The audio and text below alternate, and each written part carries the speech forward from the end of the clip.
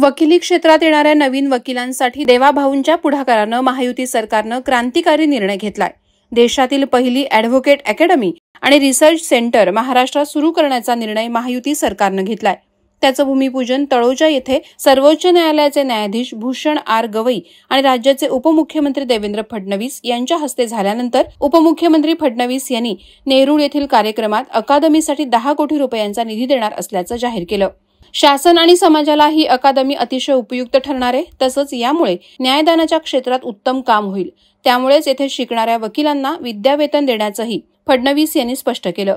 तळोजा येथील भूमिपूजनानंतर नेरूळ येथील सेक्टर 7 मधील डॉक्टर डी.वाय. पाटील विद्यापीठातील सभागृहात जाहीर कार्यक्रम झाला।